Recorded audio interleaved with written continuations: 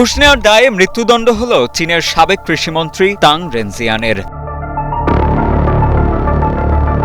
২৮ September চীনের জিলিং প্রদেশের চাংচুনের একটি আদালতে এই সাজা ঘোষণা করা হয়। তবে সাজা কার্যকরের আগে তাকে ২ বছর পর্যবেক্ষণে রাখা হবে।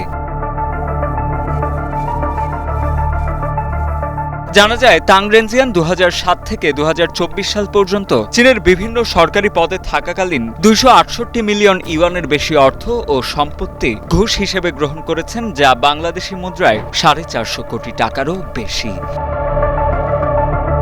চীনের রাষ্ট্রীয় বার্তা সংস্থা সিনহুয়ার এক প্রতিবেদনে তার বিরুদ্ধে তোলা অভিযোগ ও সাজার তথ্য উঠে আসে। সংবাদ মাধ্যম চায়না ডেইলি জানায়, তাংকে আজীবনের জন্য রাজনৈতিক অধিকার থেকে বঞ্চিত করা হয়েছে। সেই সঙ্গে বাজেয়াপ্ত করা হয়েছে তার সমস্ত ব্যক্তিগত সম্পদ।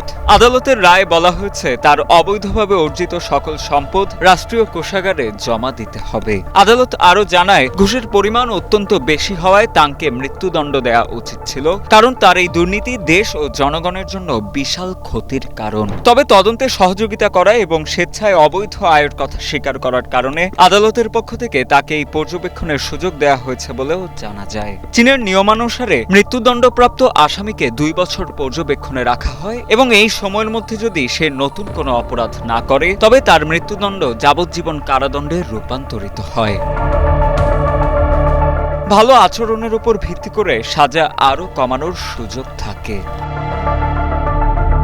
১৯৮৩ সালে কর্মজীবন শুরু করা ৬৩ বছর বয়সী এই রাজনীতিবিদ ১৯৮৬ সালে চীনের কমিউনিস্ট পার্টিতে যোগ দেন। এরপর কয়েক দশক ধরে দেশটির কৃষি খাতে কাজ করছেন তিনি। কিন্তু ২০২৪ সালের মে মাসে দলীয় শৃঙ্খলা এবং রাষ্ট্রীয় আইন লঙ্ঘনের গুরুতর অভিযোগে তাকে তদন্তের আওতায় আনা হয়। ৬ মাসের দ্রুত তদন্ত শেষে তাকে দল থেকে বহিষ্কার এবং সরকারি পদ থেকে অপসারণ করা হয়। পরবর্তীতে এপ্রিলে তার বিরুদ্ধে ঘুষের অভিযোগ আনা হয় এবং জুলাই মাসে প্রকাশ্যে সেই মামলার শুনানি হয়।